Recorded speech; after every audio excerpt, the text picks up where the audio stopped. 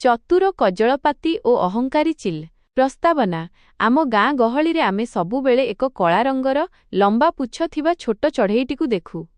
ତାକୁ ଆମେ କହୁ କଜଳପାତି। ସେଇ ଦେଖିବାକୁ ଛୋଟ ହେଲେ ବି ଭାରି ସାହସୀ। ଏହି ଗପଟି ହେଉଛି ତାର ସେହି ସାହସ ଓ ବୁଦ୍ଧି ବିଷୟରେ। ଗପର ଆରମ୍ଭ। ଥରକର କଥା, ଏକ ବିରାଟ ବରଗଛରେ ଅନେକ ପକ୍ଷୀ ବାସ କରୁଥିଲେ। ସେହି ଗଛର ଏକ କଣରେ ଏକ କୁନି କଜଳପାତି ନିଜର ବସା ବାନ୍ଧି ରହୁଥିଲା। ସେହି ଜଙ୍ଗଲରେ ଏକ ବଡ଼ ଚିଲ ମଧ୍ୟ ରହୁଥିଲା।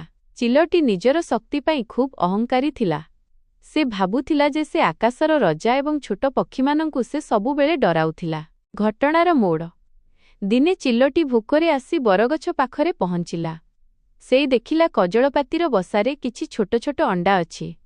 ଚିଲ୍ ଭାବିଲା, ଆଜି ଏଇ ଅଣ୍ଡାଗୁଡ଼ିକୁ ଖାଇ ମୁଁ ମୋ ପେଟ ପୂରାଇବି।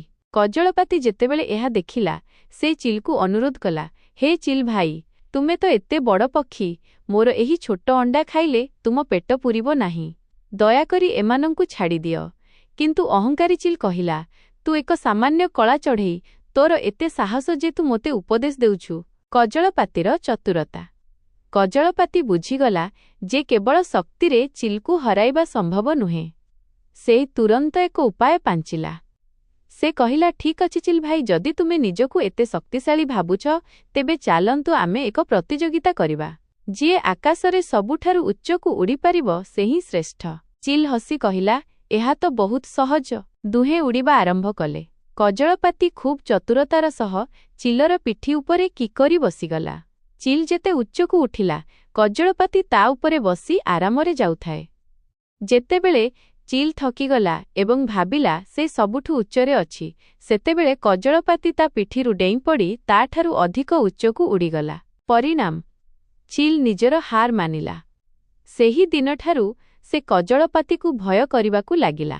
କଜଳପାତି କେବଳ ନିଜର ଅଣ୍ଡାକୁ ରକ୍ଷା କଲା ନାହିଁ, ବରଂ ସେହି ଦିନଠାରୁ ସେ ପୋଲିସ ଚଢ଼େଇ କିଙ୍ଗକ୍ରୋ ଭାବେ ଜଣାଶୁଣା ହେଲା, ଯିଏ ନିଜଠାରୁ ବଡ଼ ପକ୍ଷୀଙ୍କୁ ମଧ୍ୟ ଗୋଡ଼ାଇ ଗୋଡ଼ାଇ ମାରେ। ଉପସଂହାର।